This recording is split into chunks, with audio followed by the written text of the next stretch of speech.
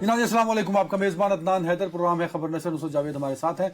नुसरत, जुमेरात का जब हम प्रोग्राम कर रहे थे तो आपने अमरीकी सेनेटर के कमेटी में पूछे गए सवाल लिंडसे ग्रैम और उसको आपने हवाला दिया। साथ ही आपने उसी दिन एक प्रेस रिलीज आई थी IAEA की, उस प्रेस रिलीज का आपने हवाला दिया। इन डॉट्स को मिलाते हुए आपने ये कहा कि इसराइल ईरान पे हमला करने जा रहा है जुमेरात के रोज। तब तक हमला नहीं हुआ था। प्रोग्राम के बाद जब हम ऑफिस की तरफ जा रहे थे तो मैंने बड़ा संजीदा होकर आपसे सवाल पूछा, तो आपने कहा कि यार हफ्ते को तो उनकी छुट्टी होती है, को आपने हवाला दिया था इसराइल में। तो या वो आज रात करेंगे या एतवार और सोमवार को। मोस्टली आपने कहा कि हो सकता है आज रात कर दें। आतका ने भी इसकी तस्दीक की, जो हमारे कंटेंट को देखती हैं। अब हुआ ये कि सर उसी दिन फिर हमला हो भी गया। अब बड़े, और ये 4 दिन बहुत खौफनाक गुजरे। अभी भी तेहरान के आबादी वाले एरिया पे इसराइल ने हमले किए, मिसाइल दागे हैं, तो मिसाइलों की बारिश होती रही। अब मेरा सवाल आपसे ये है कि मैं ये तो बिल्कुल नहीं कहूँगा कि आप खुदा न खास्ता इसराइल के साथ मिले हुए या मोसाद के लिए अल्लाह माफ करे काम करते हैं, मगर आप नजूमी जरूर हैं सर। इस कदर पैट इन्फॉर्मेशन कैसे दे दी आपने? आई एम सॉरी, मैंने एक सीधी सी बात है, मैं शुरू से आपको कहता हूँ कि आजकल फ्लड ऑफ इंफॉर्मेशन है पूरी दुनिया में। आपको सिर्फ ये करना है कि इधर उधर की आवारागर्दियां छोड़कर सिर्फ पूरी तवज्जो से यू आर सो मच थोड़ी सी, you are so much confident. क्यों? इसलिए कि भाई सीधी सी बात है कि ये अमेरिका में सेनेट की जिस कमेटी का इजलास हो रहा है, ये कमेटी जो है ये सब कमेटी है। ये सब कमेटी जो है ये फैसला करती है कि फर्ज करें अमेरिकी फौज कहे कि जी हमें फौरी तौर पर $200 मिलियन चाहिए, हमने फला चीज़ खरीदनी है, तो ये कमेटी ये फैसला करेगी, फौजियों को बुलाएगी, उन्हें कहेगी क्यों भाई ये एक चीज़ क्यों खरीदनी है, इसकी क्या अशद ज़रूरत आ गई, तो ये उसको अप्रूव करती है। यानी this is one of the most powerful committees, हालांकि सब कमेटी है। अब उस कमेटी में अमेरिका की मुसल्लह अफवाज के तमाम यानी सरबराहान मौजूद हैं वहां पर, और बाय द वे वजीर दिफा भी मौजूद है वहां पे। सेनेटर लिंडसे ग्रैम जो कि बहुत करीब है इसके ट्रम्प के, उसके साथ बहुत वो खेलता है, इसका एक किस्म का वो एक रोविंग एम्बेसडर भी है। उसका ताल्लुक उस ग्रोह से है जो कि बहुत शदीद अंदाज में प्रो इजराइल है। वो जो है जब ये कह रहा है कि एक जमाने में जर्मनी होता था और हिटलर होता था और वो यहूदी नस्ल मकाने चाहता था तमाम को, और आज कल एक मुल्क ईरान है और वो इजराइल पर बम मार के तो यहूदी जो है रियासत नहीं बल्कि पूरी नस्ल को दुनिया से ख़त्म करना चाहता है, और आप क्या कर रहे हैं इसके बारे में? तो उसका मतलब है कि क्या हो रहा है, ये मैसेज दिया जा रहा है उसको। अच्छा, ये 10 से 12 अमेरिका के वक्त के मुताबिक ये कमेटी का इजलास था। उसके बाद ये होता है कि थोड़ी ही देर बाद अमेरिका के सदर के दफ्तर से ये हुक्म जारी होता है कि ईरान के हमसाए में जो अरब ममालिक हैं उनमें नॉन एसेंशियल यानी गैर ज़रूरी स्टाफ जो है फौरी तौर पर निकलना शुरू कर दे। Very good. उसी दिन जो है वो रात को जो है ये एक ड्रामा देखने जाता है वहाँ पे अपनी बीवी के साथ, और वहाँ पे उन्हें कहा जाता है कि सर आपने ये क्यों फैसला किया? उन्होंने कहा कि मेरा ख्याल है कि ये बहुत डेंजरस, मैं इसलिए तो क्लिप चला के बात कर रहा था कि जी ये इलाके बहुत खतरनाक होने वाले हैं और मैं वहाँ से लोग निकाल रहा हूँ। वहाँ पे उसको एक जर्नलिस्ट ने याद दिलाया कि सर आपने तो इंडिया पाकिस्तान की जंग रुकवाई थी, तो प्लीज इसे भी रुकवा दे। वहाँ ये बात कहने की बजाय कि हाँ मैं कोशिश करूंगा, वो ये कहता है कि एक बात पे तो मैं बड़ा क्लियर हूँ कि ईरान के पास एटम बम नहीं होना चाहिए, और बीवी के साथ वो चले जाते, निकल जाते हैं, ड्रामा देखने चला जाता है। समझ आ गई बात? तो ये एक क्लियरेंस होगी। सुन तो लेना पहले एक बात। उसी दिन फिर ये इंटरनेशनल एटॉमिक एनर्जी जो है एजेंसी उसकी जानिब से ये प्रेस रिलीज जारी होती है कि ईरान जो है यूरेनियम की जो अफसूदगी है, इनरिचमेंट को उस हद तक ले जा रहा है जो कि खतरनाक हदों में दाखिल हो रही है। 13 अराकीन के वोटों से, कोई ऑल टुगेदर नहीं 13, 13 people supported it as far as I remember। تو چلے 11 بھی اگر صحیح تو 11 اکثریت ہی خاموش رہے، 9 بابا نے اس میں اکثریت ووٹ دیا۔ ہی اس میں یار ویسے ہی تو میں بھی 39 ممبر ہے، ایک الگ بحث ہے، لیکن انہوں نے کر دیا۔ اب اس کے بعد جو ہے ایک سیدھی سادی بات ہے کہ اب آگے کہاں واشنگٹن، کہاں ویانا، ہو گیا یہ اب ڈاٹس سب اب آگے آگے آتے ٹائم ہیں۔ کی بھی شاٹ۔ جی ہاں۔ 4 دن ہو گئے اس جنگ کو، جی ایران نے حملہ کیا، اسرائیل نے حملہ کیا ایران پہ، جی ایران نے بھی واپسی جی ہاں۔ ریٹیلیٹ کیا۔ جس طرح ایران نے کیا، کیا اسرائیل اس کو اس طرح کی ایکسپیکٹیشنز تھیں؟ کیونکہ آف کورس اگر وہ حملہ کرنے جا رہا ہے تو اس نے کیلکولیٹ کیا ہوگا کہ وہاں سے رسپانس کس طرح کا آ سکتا ہے۔ ہاں، وہ انہوں نے یقیناً کیا ہوگا، لیکن میرا اپنا خیال ہے کہ وہ بہت اسرائیل نے اس حوالے سے ایک دیکھیے سیدھی سادی بات ہے، انٹیلیجنس ہوتی ہے، انٹیلیجنس کی 2 قسمیں ہوتی ہیں، ایک ہوتی ہے اسٹریٹجک ویژن والی، ایک ہے ٹیکٹیکل۔ اگر آپ ایک دم سے نگاہ ڈالو تو آپ کو یہ لگے گا کہ اسرائیل کی انٹیلیجنس یار کمال ہے، واہ واہ واہ، ادھر سے جنگ شروع ہوئی، ٹک کر کے انہوں نے ٹاپ کے سائنٹسٹ Eliminate کر دی۔ ایلیمنیٹ کر دی۔ And this is reality by the way. Idea کیا تھا؟ کیوں ٹرمپ نے آنکھ لگائی اس کو؟ چل بھائی، آئیڈیا یہ تھا، دیکھیے بہت سارے لوگ بھول جاتے ہیں کہ جیسے ہی ٹرمپ نے اقتدار لیا تھا تو اس کو جو پہلے ملنے والے لوگ تھے وہ اتفاق سے 2 تھے، مودی اور مودی اور اس کے بعد نیتن یاہو جب گیا ہے، یہ اس کے پاس جو ہے وہ اس نے کہا کہ جی یہ میرا پلان ہے، this is how I want to, تو اس نے کہا نہیں یار علی رک جا، وہ روک دیا اس کو نظر بظاہر۔ امریکن نیوز ایجنسیز نے بھی یہ رپورٹ کیا لیکن سر ساتھ ہی ایک بات، اصل میں یہی بات ہوتی ہے کہ ہمیں افواہوں سے زیادہ جو حقائق ہوتے ہیں اس کو دیکھتے نہیں، پھر آپ مجھے نجومی بنا دیتے ہیں۔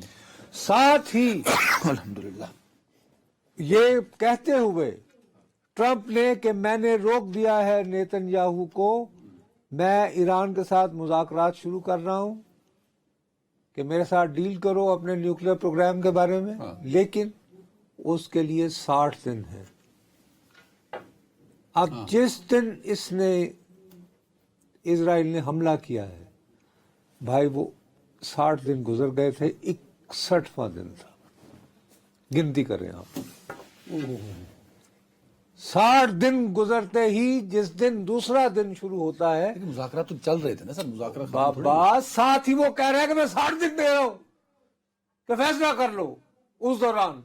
اب ہر آدمی نے یہ سوچا، میں نے وہ پروگرام جو ہمارے دوستوں نے جو پڑھے لکھے ہیں انہیں دیکھ کے مجھے امریکہ سے بھی، یورپ سے، انہوں نے مجھے فون کر کے کہا کہ جی آپ کیا بے وقوفی کی باتیں کر رہے ہیں، یہ آپ سے زیادہ کس کو پتا ہوگا، یہ شاید برنگ مین شپ ایک لفظ ہوتا ہے کہ چونکہ اتوار کو جو ہے وہ ہونی تھا دوسرا راؤنڈ، سنڈے کو تھا، ہاں تو انہوں نے کہا کہ یہ اس لیے حملہ کیا ہے اسرائیل نے تاکہ ایران جو ہے جب ان مذاکرات کے لیے جائے تو اس کا سر جھکا ہوا ہو کہ سر جان چھوڑے، ٹھیک ہے بتائیے پر کس چیز ایران نے یہ نہیں کیا، ایران نے یہ نہیں کیا۔ اب ان کا یہ خیال تھا کہ یہ جو پہلے حملے میں کن کا خیال تھا؟ اسرائیل کا اور اس کے دوستوں کا، ان کا یہ خیال تھا کہ جیسے ہی اس طرح کا ہوگا کہ یار یہ پہلے دن حملہ ہوا ہے اور ٹاپ کے سائنٹسٹ بھی گئے اور ٹاپ کے فوجی افسران بھی گئے، ہاں، تو اس کے بعد جو ہے خلق خدا وہ باہر نکل آئے گی، وہ یہ کہے گی کہ جی کہاں ہیں آپ، انٹیلیجنس چیف مارا جاتا ہے، ایئر چیف یہ مارا اور جاتا آپ ہے، کیا آرمی کر چیف مارا جاتا رہے ہے، ہیں، تو پاکستان چیف لوگ مارا جاتا ہے، قیادت کے خلاف جو ہے ووٹ کھڑے ہوں گے۔ ووٹ کھڑے ہوں گے۔ یہ ان کی انٹیلیجنس رپورٹس تھیں، یہ ان کی اسیسمنٹ اسیسمنٹ تھی۔ اچھا، اور انٹیلیجنس رپورٹ بھی ہوگی، تو ٹیکٹیکلی تو اسرائیل کا روپ پڑ گیا، لیکن ایک اینڈ گیم ہوتی ہے نا، وہ اینڈ گیم نہیں ہو پائی۔ اینڈ گیم کیا ہے یہ ان ایکسپیکٹڈ ہے سر؟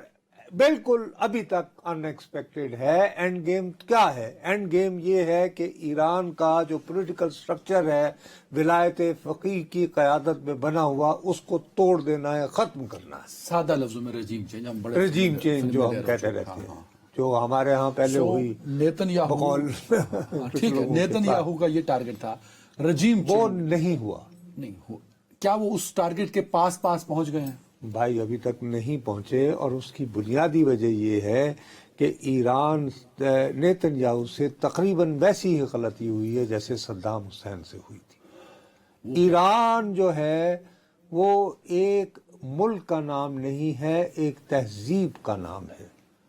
اور یہ بہت پرانی تہذیب ہے اور یہ بہت قوم پرست ہیں یہ لوگ.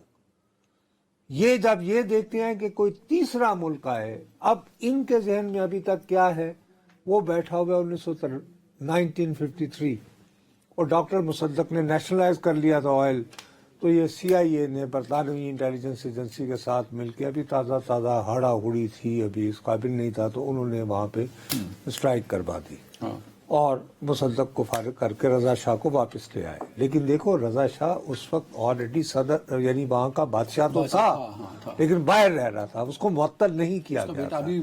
اب یہ ہے کہ اس سے بڑی یہی ہے نا کہ اب 3 دن سے مسلسل وہ بولے چلے جا رہا ہے, آج چوتھا ہو گیا سر, 3 دن سے مسلسل بولے چلا جا رہا ہے, اور اس کی سب سے زیادہ بے عزتی جو ہے وہ بی بی سی کی کورسپونڈنٹ نے کی, جو گوری ہے اتفاق سے. یلدا حکیم کی طرح وہ مسلمان نہیں ہے, افغان نہیں ہے, ٹھیک ہے, وہ گوری عورت کہتی ہے کہ جناب شہزادہ صاحب, آپ اپنی قوم کے اوپر, آپ کے سویلینز کے اوپر بامبنگ ہو رہی ہے اور آپ اس کے بارے میں خوش ہیں, آپ کہہ رہے ہیں کہ رجیم چینج کی طرف جا رہی ہے. اس کے بعد جواب نہیں تھا. اب 2025 میں آپ وہ ٹیکنالوجی استعمال نہیں کر سکتے جو آپ نے 1953 میں کی. یہ پہلی بات تھی. دوسری بات یہ تھی کہ ان کا یہ خیال تھا کہ یار ایران کے پاس کس نوعیت کے میزائل ہوں گے, جو بھی ہوں گے, ہمارا آئرن ڈوم جو ہے, جو انہوں نے اپنے سسٹم بنا رکھے ہیں, وہ اس کو آر سائلنٹ ہوتا ہے انگریزی میں, مجھ سے غلطی ہوگی تو میں بات مانگتا ہوں یار, بہرحال آپ کی بڑی, بہرحال آئی ایم سوری, مجھ سے پھر وہی نا اس سے اس طرح جو ہوتا ہے کہ یار ہم اپنا وقت, پھر بعد میں تم کہتے ہو ٹائم ضائع ہوتا ہے, تو یہ ٹائم ضائع آپ کی وجہ سے. تو ان کے اندر انہوں نے, اللہ آپ کا بھلا کرے بھیا, ایران کی بہت بڑی کامیابی ہے کہ ان کے ایسے میزائل جو ہیں وہ اس کو ڈاج کر کے اپنے کچھ ایسے اہداف تک پہنچے ہیں جنہوں نے وہاں کے شہروں میں تھرتھلی مچائی. یہ نیتن یاہو اور اس کی حکومت ایکسپیکٹ نہیں کر رہی تھی. میرا نہیں خیال کہ ان کا یہ خیال تھا کہ ایران کی جو ٹیکنالوجی ہے, ان کا یہ خیال تھا کہ جب ان کی ٹاپ کی قیادت کو جب یہ فارغ کر دیں گے تو اس کے بعد ایک قیادت کا بحران ہو جائے گا اور یہ سمجھ نہیں آئے گی. اب آپ کو یہ سمجھ آئی کہ ایٹم بم کوئی ایک شخص نہیں بناتا ہوتا, میزائل کوئی ایک شخص نہیں بنانا ہوتا, یہ ڈاکٹر سمر مبارک بند اور ڈاکٹر قدیر نہیں بناتے ہوتے, یہ سینکڑوں گمنام لوگ ہوتے ہیں. اسی لیے انہوں نے یہ بھی تو سر ایران کی اس کو نااہلی ہی کہیں نا کہ جب آپ نے ہانیہ کی ٹارگٹ ہوئی تھی, پھر وہی بات ہے کہ آپ کی پرائیورٹی, آپ کی ترجیحات کلیئر ہونی چاہیے نا. اسرائیل کے لیے بہت آسان ہے کہ اگر عدنان حیدر جو ہے وہ ایرانی ہے تو اس میں گھسا دو نصرت جاوید کو, لیکن اسرائیلی جو ہے, مثلا آپ جو ہے, آپ اگر کل اعلان کر دیں کہ جی میں یہودی ہونا چاہتا ہوں تو آپ تو ہو ہی نہیں سکتے. آپ کی ماں یہودی ہوگی تو آپ یہودن ہوں گے. یہ تو میں نہیں ہو سکتا. ٹھیک ہے, سمجھ آئی بات.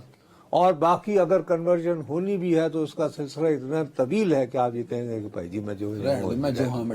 تو وہاں پر پینیٹریشن ہیومن انٹیلیجنس کے لیول پر بہت مشکل ہے, کیونکہ ایران میں, اسرائیل میں افراد کے اوپر ہیومن انسان جو امپورٹنٹ, نیتن یاہو کے دفتر میں ایک جاسوس پلانٹ کرنا بہت ناممکن ہے.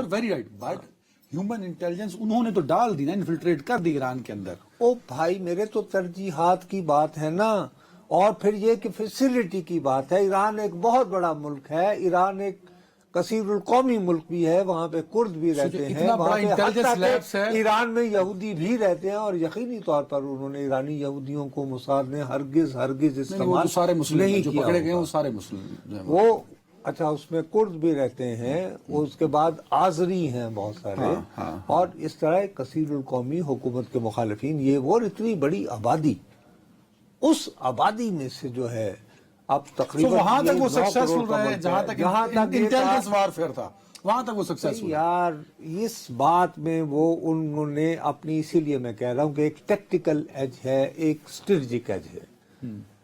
اسٹریٹجک ایج یہ تھی کہ اسرائیل کے نقطہ نظر سے آج تو جنگ بند ہو جانی چاہیے تھی اور ایران نے ہاتھ کھڑے کر دیے ہوتے, وہ نہیں ہوا. اور ان کے لوگ جو ہیں سڑکوں پہ آ گئے ہوتے، وہ نہیں. ایک سوال بہت چل رہا ہے اسی پوائنٹ پہ جو آپ بول رہے اٹس ہیں. As simple. نہیں ایک سوال بہت چل رہا ہے اسی پوائنٹ آپ دے رہے ہیں کہ یہ جنگ کتنے دن اور چلے گی؟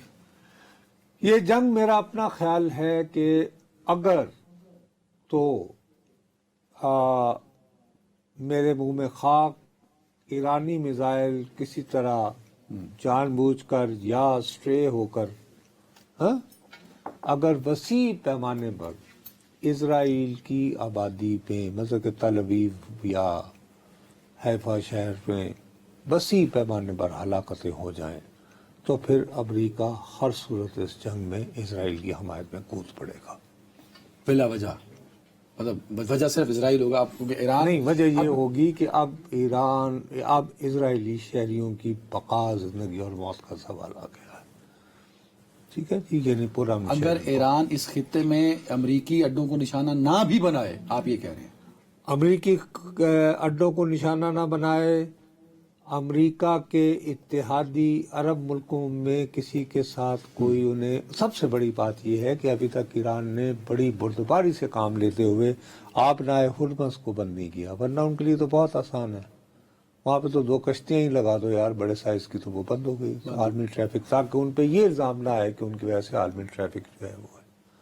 ٹھیک ہے جی. آپ بھی ابھی تک ایران ڈپلومیٹک فرنٹ پہ اچھا کھیل رہا ہے. میں کہہ رہا ہوں کہ جہاں تک تو اسٹریٹجک حوالے سے دور رس طریقے سے میرا نہیں خیال کہ امریکہ اور اسرائیل الگ الگ یا مشترکہ انٹیلیجنس کے ذریعے یہ سوچ سکتے تھے کہ ایران اتنے دنوں تک ریزسٹ کر سکتا ہے. او مائی گاڈ، مطلب آپ نمبر 1. اوکے ٹھیک ہے. اور نمبر 2 کہ اسرائیل نے اپنے آپ کو میزائلوں سے بچانے کے لیے جو نظام قائم کر رکھا ہے اس کو ایرانی میزائل جو ہیں وہ خدشہ دے کر تو کچھ اسٹریٹجک نوعیت کی عمارتوں، بلڈنگوں پر حملہ آور ہو سکتے ہیں. یہ 2 چیزیں ہیں جنہوں نے کہ نیتن یاہو کو ہکا بکا کر دیا. بالکل ٹھیک ہے. آپ ٹھیک ہے جی اب آپ بتائیے. نہیں جو رائٹ میں کنٹینیو کرنا. ہاں، تو یہ جو ہے یہ بات میری دانش میں ہے. اب آئیے آپ کا دوسرا سوال. اگر موجودہ صورتحال رہتی ہے تو آپ دیکھیں نا آج کہ رجیم چینج تک جنگ جاری رہے گی. رجیم چینج تک تو یا پھر رجیم ایران میں چینج ہوگی. اگر اسرائیل ایران میں رجیم چینج نہ کر پایا، ٹھیک ہے بھائی میرے، تو پھر نیتن یاہو کو جانا پڑے گا ہر صورت. اور جب وہ جائے گا وزیر اعظم، پھر اس کے خلاف جو وہ ایکسپیکٹ تہران میں کر رہا ہے وہی وہی پھر یعنی تل ابیب اور یروشلم میں، اور وہ اس کا سر مانگیں گے. دین ہی ہیز ٹو گو. اور جیسے ہی وہ وزارت عظمیٰ سے ہٹا تو وہ پھر جیل ہی جائے گا، کیونکہ پہلے اس کے خلاف کرپشن کے شدید کیسز ہیں. مشکل. اچھا اب میں ذرا بتاتا چلوں، ایران پہ میزائل حملے جاری ہیں اسرائیل کی جانب سے. تو ابھی Islamic Republic of Iran broadcasting, ان کا جو نیشنل ٹی وی ہے، اس پر حملہ ہوا ہے. ہاں، لیکن اس سے پہلے یہ اسرائیل کے وزیر دفاع نے کہا تھا کہ چونکہ ویژول دکھا بھی دیں سچائی، چونکہ بہت زیادہ یہ دیکھ لیں ویژول سر، بقول ان کے جھوٹ پھیلایا جا رہا ہے اس آرگنائزیشن کی جانب سے، اس لیے. لیکن اب یہ دیکھو نا، اب یہ انہوں نے سب دکھا دیں. جی یہ اسرائیل کی دہشت گردی ہے. یہ دہشت گردی ہے نا کہ میڈیا، ہاسپٹل، سویلین آبادی، یہ بالکل دہشت گردی ہے. اور اس میں دیکھو نا، یہاں پہ ہی تو میں تمہیں کہہ رہا ہوں نا کہ اب یہ ان کی ایج ہے کہ انہوں نے پہلے اعلان کیا ہے، اس کے وزیر دفاع نے، اس نے کہا چونکہ یہ جھوٹ کی فیکٹری ہے لہٰذا اب ہم اس پر حملہ کریں گے. اور کیا. اور جیسے ہی وہ ہوا، نہیں اس کو تباہ کریں گے. اور وہ اللہ میرے منہ میں خواہ، یہ کافی خوفناک حملہ ہو سکتا ہے. اب جو ہمارے لیے بہت امپورٹنٹ بات ہے، جس پہ بہت غور طلب بات ہے، اور یہ جس پر مجھے سمجھ نہیں آ رہی کہ ہمارا ٹیلی ویژن والے ہم لوگ کیوں توجہ نہیں دے رہے، پھر آپ بعد میں مجھے کہیں گے میں نجومی ہوں. وہی اس International Atomic Energy Agency IAEA، اس کے بورڈ آف گورنرز کے روبرو 3 ممالک نے مشترکہ طور پر ایک قرارداد رکھی، ایک بیان رکھا ہے. وہ ملک کون ہے؟ چین ہے جی، ایران ہے اور روس ہے۔ ان ممالک نے کہا ہے کہ جناب ہمارے پاس تو یہ خبریں آ رہی ہیں کہ اسرائیل نے جو حملے کیے ہیں ان میں سے کچھ حملے ایران کی ایسی تنصیبات پر بھی ہوئے ہیں جو ایٹمی تنصیبات ہیں۔ وہ claim بھی کر رہا ہے۔ ہم چاہتے ہیں کہ فی الفور سب سے پہلے تو انہوں نے اس کو کنڈیم کیا ہے، دوسرا انہوں نے یہ کہا ہے کہ ہماری جو فلاں شق ہے IAEA کی، وہ واضح طور پر کہتی ہے کہ ایسی کسی بھی نیوکلیئر فیسلٹی پر حملہ نہیں ہوگا جہاں پر کہ یونائٹڈ نیشن کے چارٹر، بین الاقوامی قوانین اور اس ایجنسی کے قانون کے مطابق یعنی پرامن مقاصد کے لیے یورینیم کی افزودگی ہو رہی ہے۔ لہذا فوری طور پر ان تین ممالک، بہرحال یہ چھوٹے اچھا ویسے اس کو ذرا پڑھیے گا، اس میں یہ بھی ہے کہ کسی بھی اس طرح کی فیسلٹی اگر اس میں 60% زیادہ بھی ہو رہی ہے اٹیک نہیں کر سکتے۔ ظاہر ہے نا کہ 60% سے زیادہ بھی ہو تو وہ ابھی ویپن گریڈ نہیں ہے نا، ویسے یہ صرف یورینیم کی افزودگی ہو رہی ہے نا، تو انہوں نے یہ ایکسیس مانگی۔ تو what is meant by this? یہ کی پلیئرز ہیں اس ریجن کے، جہاں ایران ہے، جہاں ہم ہیں۔ بھائی سوال یہ پیدا ہوتا ہے کہ میں آپ سے دوبارہ عرض کر رہا ہوں کہ یو نیڈ ٹو ٹینگو، ایک انگریزی کا محاورہ ہے کہ دو بندے ہوں تو آپ ڈانس کر سکتے ہیں، ہماری طرح اکیلے تو دھمال تو بہت کم ڈالتے ہیں۔ ادھر ذرا چلیں ویری رائٹ، ٹائم کی کمی ہے۔ اب یہ ہے کہ نہیں، خیر جائیں، میرا اپنا خیال ہے کہ اس جنگ کو، آج کیا تاریخ ہے؟ 16 جون، 21 جون سے آگے لے جانا بہت مشکل ہو جائے گا، اور اگر یہ 21 جون کو کراس کر جائے، اور یہ میں پھر نجومی والی بات نہیں کر رہا ہوں، یہ ہے کہ کتنے دنوں تک آپ نے کتنے میزائل، ایرانی میزائل اسرائیل کے دفاعی نظام کو غچہ دے سکتے ہیں، دوسری طرف اسرائیل جو ہے وہ کس وحشیانہ حد تک دنیا کے سامنے یہ نظر آئے، تو کہیں نہ کہیں اسٹیج پر امریکہ کو زیادہ شدت کے سر ساتھ ایک مواقع سادہ کرنا سوال جو ہر ایک طرف چل رہا ہے، پاکستانی سوال، پاکستانی معاشرے میں جو چل رہا ہے، کیا یہ بتائیں، آخری سوال میں ٹائم اس کے بعد بریک پہ جانا جی ہے۔ جی بالکل بالکل بالکل۔ کیا یہ جو ہے جنگ، یہ تیسری عالمی جنگ کی طرف جا سکتی ہے؟ ایک ساتھ دونوں اکٹھے لے لیں، اور دوسرا یہ جنگ آج جیسے آپ کہہ رہے ہیں 21 سے آگے بڑھی تو خطرہ ہو سکتا ہے، تو وہ خطرہ کیا نیوکلیئر وار تک جا سکتی ہے؟ بات اس سے آگے بڑھنے کا مطلب یہی ہے کیا یا تو نیوکلیئر وار تک جا سکتی ہے؟ بابا یا تیسری اگر عالمی جنگ؟ ایران کا، یار سب سے بڑی بات یہ ہے کہ سیدھے ذاتی بات ہاں کہ اسرائیل کی آبادی ابھی بھی پوری 1 کروڑ نہیں ہے، ہاں، ٹھیک ہے؟ اگر فرض کرو کہ ایران کا کوئی میزائل کسی ایسے علاقے میں گرتا ہے اور پتہ چلے کہ جی 5000 ہلاکتیں ہو گئی، 6000 انسانی ہلاکتیں ہو گئی اسرائیل کی، اس کے مقابلے میں ایران جو ہے اس کی آبادی 9 کروڑ ہے اور وہ بہت بڑا ملک ہے، وہاں بدقسمتی سے فرض کرو اگر 50,000 بھی ہو گئی شاید تو کہیں گے جی یہ اتنی بڑی آبادی میں جی بم گرا ہے تو کولیٹرل ڈیمیج تو ہوتا ہی ہے، سمجھ گیا نا میری بات کو؟ تو یہ بات ہے، تو تیسری عالمی جنگ اور نیوکس، اور ہاں، اور یہ بھی ہو سکتا ہے کہ اگر فرض کریں کہ اسرائیل کے اگر کسی ایسی آبادی پہ حملہ ہوتا ہے کہ 10,000 کے قریب مر جائیں، تو میرا اپنا خیال ہے کہ اسرائیل ایران کے اوپر جو ہے وہ اپنے ٹیکٹیکل ایٹمی ہتھیار استعمال کر سکتا ہے۔ ایران کے، اسرائیل کے پاس ہیں؟ جی جناب، وہ یعنی بڑک نہیں لگاتے، ان کے پاس تقریباً اتنے ہی میزائل ہیں جتنے امریکہ کے پاس ہیں۔ مائی گاڈ، چلے جی، اللہ آپ کو خیر یاد ہوگا ایک اسرائیلی کو بہت عرصہ جو ہے وہ جیل میں رکھا گیا کہ اس نے اسرائیل کے ایٹمی پروگرام کی جاسوسی کس کو کی تھی؟ امریکہ کے لیے۔ چلیں تو اس میں کچھ تفصیلات، ویری رائٹ، ویری رائٹ۔ اس خطے کے لیے حالات اچھے نہیں ہیں، ہم دعا گو ہیں کہ جلدی وہاں سے بڑھے جنگ تو سیٹل پھر ہو۔ داعش پر بھی نگاہ رکھیے گا۔ ویری رائٹ، ایک وقفہ جی۔ ویلکم بیک صاحب، یہ ایک تو جنگ ایران اور اسرائیل، عالمی منڈی میں بھی تیل کی قیمت اوپر نیچے ہوئی ہے، پاکستان نے بھی کل رات بڑھا دیا، کیا وہ معمول کی بڑھوتی تھی؟ او بھائی میرے، یہ بالکل معمول کی بڑھوتی نہیں ہے۔ سب سے پہلی بات تو یہ ہے کہ ابھی مجھے ایک صاحب نے بہت جو ان چیزوں پہ نگاہ رکھتے ہیں انہوں نے بتایا ہے کہ جی آپ 21 تاریخ جو ہے تک جو اس معاملے کو کھینچ رہے ہیں غلط کہہ رہے ہیں، آئندہ 48 گھنٹے جو ہیں وہ فیصلہ کر لیں گے، مطلب کیونکہ جو ان کا جو آئرن ڈوم ہے اس میں بہت سارے اب یعنی کہ کافی اس کا ڈیمیج بھی ہوا ہے نا، کتنا وہ روکتا چلا جائے گا، ٹھیک ہے، تو اس لیے ایران کے پاس ایسا موقع ہے کہ وہ 3-4 بڑے سٹرونگ قسم کے اپنے یعنی کہ میزائل بھیج کر کافی تباہی پھیلا سکتا ہے۔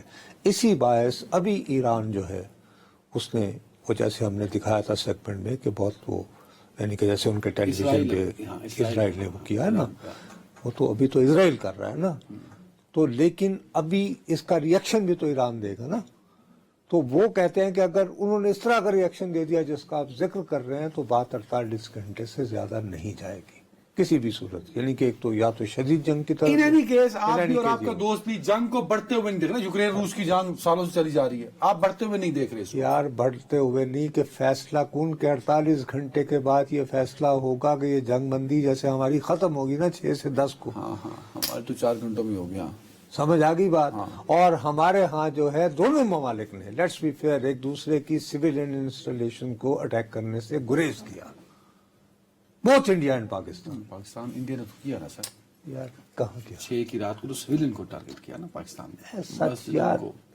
وہ تو خیر پہلے دن کر لیا تھا لیکن وہ ان کی دانش میں سویلین ٹارگٹ نہیں تھے، ہاں بٹ سویلین تھے، اوہو یار اس بحث میں نہیں الجھتے، لیکن وسیع پیمانے کے اوپر یہی پھر بعد میں کہتے ہو جی وقت کم رہ گیا ہے کہ اس طرح کے جی محلے ڈینسڈ گنجان آبادی کے اندر یوں پھینک دیا گیا، وہ سٹرکچر ہیں بیسیکلی، ٹھیک ہے، تو اگر آپ انسانی جانوں کی ضیاع کے ساتھ کنیکٹ کریں، ٹھیک ہے، تو یہ بہت سنگین ہوتا جا رہا ہے، اس میں یہ ہوگا کہ وہ 48 گھنٹوں میں اگر مزید جانی بڑھیں گی تو پھر یہ جنگ جو ہے یہ اور شیڈ استعمال کر لے گی، طویل بھی ہو سکتی ہے، یہ ہم کہہ رہے ہیں۔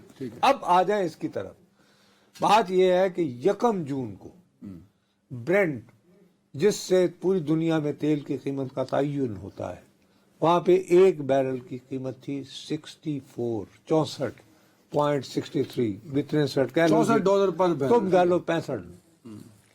آج ہمارے پروگرام شروع ہونے سے پہلے جب ہم نے چیک کیا ہے تو $73 ہو چکی تھی، $9 بڑھ چکی ہے اب تک۔ اب یہ ہے کہ $9 جو ہے وہ یعنی 13% کا اضافہ ہو چکا ہے۔ اب ہمارے ہاں بھی جو ہے ظاہر ہے وہ قیمت بڑھائی ہے، اللہ کرے کہ وہیں پہ رک جائے، بٹ نہیں ہمارے ہاں دیکھیں نا، اب ایک لیٹس بی ویری فیئر، جو کام اپوزیشن کو کرنا چاہیے تھا وہ اتحادی پیپلز پارٹی کر رہی ہے۔ وہ یار ابھی پیپلز پارٹی کو آپ چھوڑو، سب سے بڑی بات یہ ہے کہ ایک بات ذرا تھوڑا سا ذہن میں رکھو، ہاں وہ یہ کہ تمہارے ہاں ایک وہ یعنی پیٹرول ہے جو ریگولر پیٹرول پمپس پہ بک رہا ہے، جو ریگولر ہے، ہمارے ہاں کم از کم ایک محتاط ترین اندازے کے مطابق کم از کم 30% جو ہے وہ ایران کا اسمگل شدہ پیٹرول آتا ہے، 6 ملین گیلن پر ڈے ہے شاید۔ تو جب وہ بھی نہ ہوگا تو پھر کہاں جائے گی پیٹرول کی قیمت؟ ہم تو عالمی وہ اس وقت جو یعنی کہ تجزیہ کر رہے ہیں، عالمی اثر بھی آئے گا اور آپ کا اس دوران domestic بھی ہمارا آئے گا۔ جو بجٹ ہے اس پہ جب وہ آتے ہیں تو آپ یہ کہتے ہیں کہ جی ایف پی آر جو ہے وہ کسی بھی بزنس میں جا کے تو بزنس مین کو پکڑ سکتی ہے، اس پہ آپ کہہ رہے ہیں کہ پیپلز پارٹی تقریر کر رہی ہے۔ پیپلز پارٹی تقریر کی نا، نوید قمر صاحب نے ہفتے کو کی، آج کیا نام ہے ان کا، عبدالقادر پٹیل صاحب، انہوں نے تو مطلب دھو دیا ہے پکڑ کے۔ جی جی، انہوں نے کہا سموسہ لوگے تو چٹنی نہیں ملے گی، نان فائلر کی شادی نہیں ہوگی، انہوں نے رگڑ دیا، not only F B R, انہوں نے حکومت کو بھی کہا ہے کہ نہیں چلے گا ایسے۔ ہاں لیکن میں آپ سے عرض کر رہا ہوں کہ میں نے آپ کو اس دن کہا تھا کہ یہ اورنگزیب صاحب نے غلطی کی ہے، انہیں یہ پارلیمنٹ کے اراکین کو جو ہے دھمکانا نہیں چاہیے تھا، دھمکانا نہیں چاہیے تھا، ٹھیک ہے، ٹھیک ہے نا جی، نہیں لیکن اس کا فوری اثر ہوا، بلال کیانی صاحب کو انہوں نے statements انہوں نے بلال اظہر کیانی صاحب کو بلا دیا، انہوں نے کہا جی اب آپ کمیٹی شمیٹی کریں۔ اب آپ وہ جو کمیٹی ہے اس میں بلال اظہر کیانی صاحب جو ہیں وہ کافی کنسیشنز جو ہیں کنسیڈ کر رہے ہیں، مثال کے طور پر کہ یہ نہیں کہ جی بس جی ایف بی آر کو جھکنا پڑ رہا ہے. مطلب جو وہاں Compromise آپ یہ کرنا کہہ رہے پڑے گا. ہیں کہ دو پالیسیز ہیں اب، ایک اورنگزیب صاحب کی ہے اور ایک بلال اظہر کیانی صاحب کی ہے. امپلیمنٹ بلال اظہر کیانی صاحب والی ہوگی، آپ یہ کہہ رہے ہیں. بلال اظہر کیانی وہ کس نے لگایا ہے؟ شہباز شریف صاحب نے. تو پھر کس کی چلے گی؟ شہباز شریف صاحب کی. نہیں، کس کی چلے گی؟ وزیر اعظم کی چلے ہاں، گی. شہباز شریف تو صاحب. پھر دونوں کے اسسٹنٹ ہی ہیں نا. ہاں تو اورنگزیب صاحب جو ہیں وہ آہستہ آہستہ جو ہیں وہ آپ کو یعنی زیادہ دفتر میں بیٹھے ہوئے نظر آیا کریں گے. ٹھیک ٹھیک ہے. تو پھر باقی ایک کو تاکہ لوگوں کو رام کرنا ہے، بجٹ تو منظور کروانا ہے نا، وہ تو پہلے کروا لیں. کیا خیال ہے؟ اوکے ٹھیک ہے. لیکن اس اس وقت کے لیے پیپلز پارٹی کا ووٹ بڑا ضروری ہے سر. سر وہ مل جائے گا نا. آپ دراصل مجھے لانا اس طرف چاہ رہے ہیں کہ یہ جو تقریر جو ہے نا وہ حبیب جالب نے کہہ رکھا ہے علاج غم نہیں کرتے، فقط تقریر کرتے ہیں. جو عوام کا درد تو ہے نا سر، کم از کم. نہیں وہ ہے، نامی پیپلز پارٹی ہے یار. تو یہ کیسے آپ کہہ ہو سکتے سکتا ہے کچھ شرائط منوا لی جائیں. دیکھیں نا اس وقت. میں تو کہہ رہا ہوں کہ منوائیں گے. ٹھیک ہے. اور میں کہہ رہا ہوں کہ بلال اظہر کیانی صاحب کچھ شرائط مان چکے ہیں. لیکن جو بات بڑی امپورٹنٹ ہے، جو کہ جس کے لیے دکھ کا مقام ہے، مجھے شرمسار ہونا چاہیے پی ٹی آئی کو پی ٹی آئی کو کہ آپ سب سے بڑی جماعت ہیں اپوزیشن کی. آپ کو ایک بات پتا ہے کہ یوں کر کے جب آپ بیٹھے ہیں تو یوں اسپیکر بیٹھا ہوتا ہے، اس کے رائٹ ہینڈ کو حکومت کے لوگ بیٹھتے ہیں، لیفٹ ہینڈ کو اپوزیشن. لیفٹ ہینڈ کا اپوزیشن کو. تمہیں پتا ہے ایسا حسین اتفاق ہوا ہے کہ لیفٹ سائڈ کے جتنے مائک ہیں نا وہ خراب ہو گئے 4 سیٹوں کے. اچھا اپوزیشن. آپ پی ٹی آئی کے جس بھی رکن کو پہلی سیٹوں پہ جو بیٹھا ہے تقریر کرنی ہوتی ہے، وہ عمر ایوب اپوزیشن لیڈر کی جگہ پہ آگے کھڑا ہو کر، اور وہاں جو اوور ڈائس بھی لگا ہوتا ہے وہاں وہ تقریر کرتا ہے تاکہ باقی جگہ سنا جا سکے. اس کے بعد وہ جو تقریر اگر وہاں سے ہو رہی ہے تو اس کو نہ آپ لاؤنج میں بیٹھ کے سن سکتے ہو، ورنہ تو ہوتا ہے نا کہ تم یعنی کہ نہ کیفیٹیریا. اس کے بعد پھر جرنلسٹوں نے شور وور مچایا، انہوں نے کہا جی یہ کیا ہے. تو ایسا ہوا کہ اللہ تعالیٰ نے سائنس کا ایک ایسا کرشمہ جو کوئی ایسی ہو گیا کہ وہ ایک مائک جو ہے اگر وہاں پہ آپ آ کے اپوزیشن کا بندہ تقریر کرے تو اس کی آواز آئے گی. تو اس کی آواز جو ہے وہ آپ پریس لاؤنج میں بیٹھ کے اس کی شکل بھی دیکھ سکیں گے. مطلب حکومت اپوزیشن کی آواز دبا رہی ہے. نہیں تو پی ٹی آئی دب کیوں گئی؟ جب مائک ہی نہیں ہے تو پی ٹی آئی کیا کرے؟ پی ٹی آئی نے باہر دھڑا دھڑ پریس کانفرنس کی ہیں یار. کتنے؟ وہ جو باہر پارلیمنٹ کے باہر ہاؤس یار کمال کر رہے ہو. کیا کبھی ایسے بھی ہو سکتا ہے کہ تم اپوزیشن ہو اپوزیشن لیڈر کی اسپیچ ہی نہیں چلا آن ایئر ہونے دیتے. فلور پہ کھڑا ہو opposition leader as per assembly rules, اس کی تقریر جانی چاہیے نا آن ایئر. نہیں جاتی. نہیں تو کیوں نہیں گئی؟ نہیں جانے دیتے حکومت والے. نہیں تو یوٹیوب پہ انٹرنیٹ بند کر دیتے ہیں، پی ٹی وی اس کو لائیو کٹ نہیں کرتا. استعفیٰ دے دیں. کون استعفیٰ دیں؟ استعفیٰ دے دیں. استعفیٰ کیسے دیں؟ آپ ہر مسئلے کا حل استعفیٰ دیں. ارے یار کیسے؟ یہی اپنی آنکھوں کے سامنے دیکھا ہوا ہے بھائی. یہ اٹ از بینگ مینجڈ. سچ مچ کی اپوزیشن یہ ہو ہی نہیں سکتا. اور نہیں سر، اور نہیں جی کیسے ہو سکتا ہے؟ استعفیٰ دینے میں شہباز شریف کلہ پھری جائے گلیاں. ٹھیک ہے یار تو ابھی بھی نہیں تو ابھی کیا ہو رہا ہے؟ ابھی تو اپوزیشن ہے کیا ابھی تو اب بقول آپ بھی کے تو بھئی کمپرومائز پہ نہیں کمپرومائز پہ کون مجبور کر رہا ہے بقول آپ کے؟ عبد القادر پٹیل کی تقریر. پیپلز پارٹی ٹائم نہیں ہے سر. تو پھر ایونچولی انہیں ہونا چاہیے. Let's see. ان کا مائک بند ہے ابھی. ایک وقفہ یار. ویلکم بیک صاحب. آج عدالتی محاذ بڑا گرم رہا لاہور سے سپریم کورٹ تک. تو میں سپریم کورٹ کے جو 2 بڑے کیسز ہیں، ججز ٹرانسفر اور مخصوص نشستوں، وسیم ملک صاحب ہمارے ساتھ ہیں. وسیم بھائی، ججز ٹرانسفر کیس پہ آج کا جو احوال ہے کورٹ روم کا، ذرا وہ رپورٹ کیجیے گا بھائی.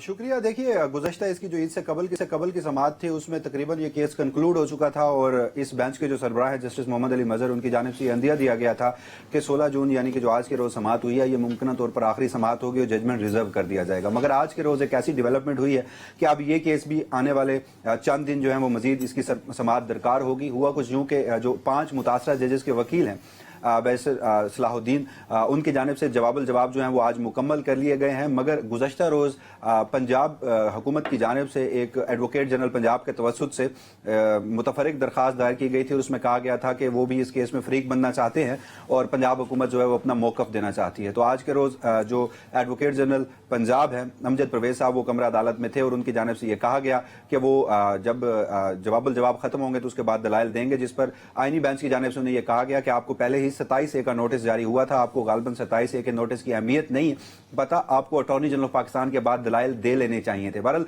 बाद में उन्हें कहा गया कि उन्हें भी इन दलाइल के बाद सुना जाएगा। अब जो यहाँ पर दीगर वकला हैं जिनमें इमरान खान के एक वकील हैं, वो भी कल के रोज दलाइल देंगे और अदालत की जानिब से ये उन्हें हिदायत दी गई है कि कल के रोज जो जवाब है वो मुकम्मल कर लिया जाए। मगर आज के रोज कमरा अदालत में कुछ अहम इंकशाफात हुए हैं इस्लामाबाद हाई कोर्ट को लेकर, उसकी वर्किंग को लेकर। जब से ये इस्लामाबाद हाई कोर्ट में जजेस का तबादला और कायम मकाम जैसे सरफराज डोगर बने हैं चीफ जस्टिस कायम मकाम, तो 5 जजेस के मुतासर वकील की जानिब से ये आज के रोज इंकशाफ किया गया कि अप्रैल 2025 में इस्लामाबाद हाई कोर्ट ने नए रूल्स बनाए हैं और नए रूल्स का 5 मुतासरा जजेस को इल्म तक नहीं है। उन्होंने कहा कि रूल्स जो हैं वो हाई कोर्ट बनाती है और आइन के तहत हाई कोर्ट की जो डेफिनेशन है वहां चीफ जस्टिस और तमाम जजेस पर मुश्तमिल होता है वो, जिस पर जो जस्टिस मोहम्मद अली मजहर है उनकी जानिब से ऑब्जर्वेशन दी गई कि जब 5 मुतासरा जजेस को मालूम नहीं तो इसका मतलब है कि फिर रूल नहीं बन सकते। जो बैरिस्टर सलाहुद्दीन थे उनकी जानिब से ये कहा गया कि आप कह रहे हैं कि रूल्स नहीं बन सकते, मगर वो जो रूल्स बने हैं उनका गजट नोटिफिकेशन जो है वो भी जारी हो चुका है। तो ये एक गैर मामूली बात जो है वो आज के रोज जारी हुई कि रूल्स बन गए, मगर जब हमने फिर कुछ दस्तावेजात और दीगर चीजें देखी तो लाहौर हाईकोर्ट के जो रूल्स हैं वो कायम मकाम चीफ जस्टिस ने 5 जजेस के इल्म में लाए बगैर उनको अडॉप्ट करके इस्लामाबाद हाईकोर्ट में नाफिज जो है वो कर दिया है और ये 10 अप्रैल को इसका गजट नोटिफिकेशन सदर मुमलिकत की मंजूरी के बाद जारी किया गया है।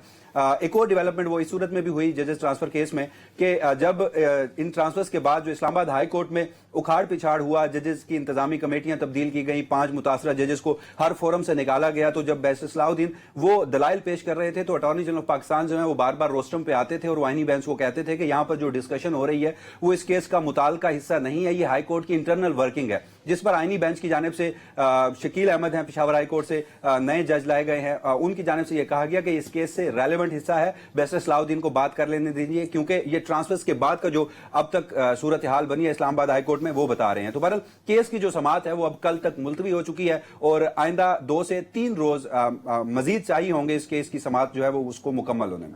अच्छा, सिर्फ एक पॉइंट फिर मखसूस नशिस्तों पे भी आऊंगा।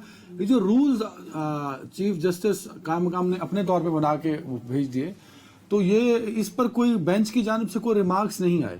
देखिए, रिमार्क्स नहीं आए।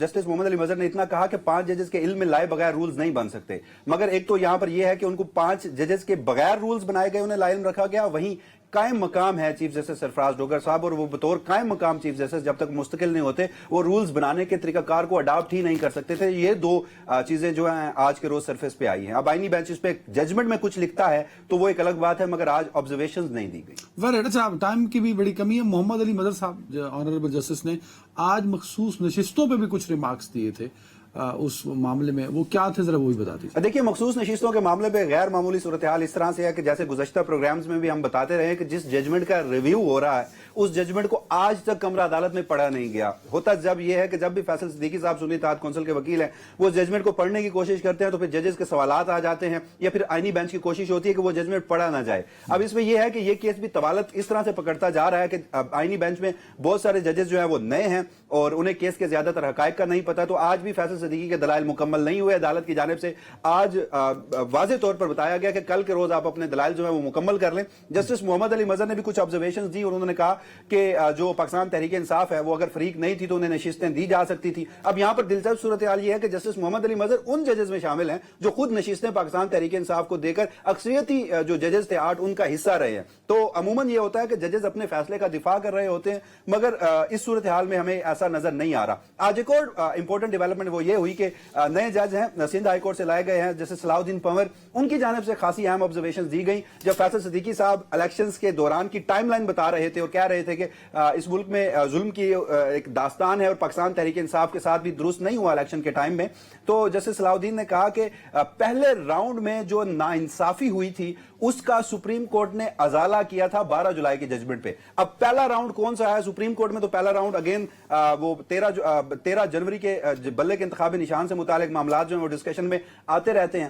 پھر جسٹس جمال مندوخیل نے جو فیصل صدیقی صاحب ہیں انہیں بار بار یہ کہا کہ آج آپ ان معاملات کو سرفیس پہ لا رہے ہیں جب اس وقت آپ کے ساتھ اگر یہ سارے اقدامات ہو رہے تھے تو آپ سپریم کورٹ میں آتے, آپ ہمارے سامنے آتے اور ہم آپ کو ریلیف دیتے. جس پر جو فیصل صدیقی صاحب ہیں انہوں نے کہا کہ میں یہاں پر فلسطین میں ایک کہاوت ہے جو بار بار کہی جاتی ہے, میں وہ کہوں گا کہ فلسطینیوں کو جب کہا جاتا ہے کہ آپ کے اوپر جو کچھ ہو رہا ہے اس میں تو غلطیاں آپ کی بھی کہیں نہ کہیں ہیں, تو اس پر فلسطینی یہ جواب دیتے ہیں کہ ہماری آنکھیں نکالنے والے ہمیں کہتے ہیں کہ تم اندھے کیوں ہو. تو بہرحال اب بظاہر پی ٹی آئی کے وکلا سے بھی ہماری بات ہوئی تو وہ یہ چاہتے ہیں, انہیں یہ لگتا ہے کہ آئینی بینچ سے انہیں ریلیف نہیں ملے گا, ججمنٹ جو ہے وہ انڈو کر دی جائے گی, ریویو منظور ہو جائے گا, لہٰذا ہم یہ چاہتے ہیں کہ اس کو جتنا طوالت دے سکتے ہیں وہ دے لیں. اسی وجہ سے آج کے روز فیصل صدیقی صاحب نے بھی یہ کہا, فائدہ ان کو کیا ہوگا؟ آپ نے جب ان سے دیکھیے وہ یہ سمجھتے ہیں کہ ممکنہ طور پر شاید کوئی آئینی ترمیم اس فیصلے کے ساتھ جڑی ہے تو وہ مزید تاخیر کا شکار ہو, کیونکہ موسم گرما کی چھٹیاں بھی آنی ہیں, آئینی بینچ نے چھٹیوں پہ بھی جانا ہے, تو ان کی کوشش بظاہر یہ لگ رہی ہے. اب اس میں وہ کس حد تک کامیاب ہوتے ہیں یہ تو دیکھنا باقی ہے. اور آج کے روز کے پی گورنمنٹ کو بھی فریق بنایا گیا ہے, بابر سواتی جو اسپیکر ہیں ان کو بھی فریق بنایا گیا. اب ان کے وکلا بھی دلائل دیں گے تو دیکھتے ہیں کہ کل کے روز. چلیں جی, بہت شکریہ اور بڑی خوشی ہوئی مجھے کہ پی ٹی آئی کے وکلا نے سمارٹنس تھوڑی سی دکھائی دوستوں صاحب, تو آج میں تعریف کر رہا ہوں. اپنا بہت خیال رکھیے گا ناظرین, کل ملاقات ہوتی ہے. اللہ حافظ.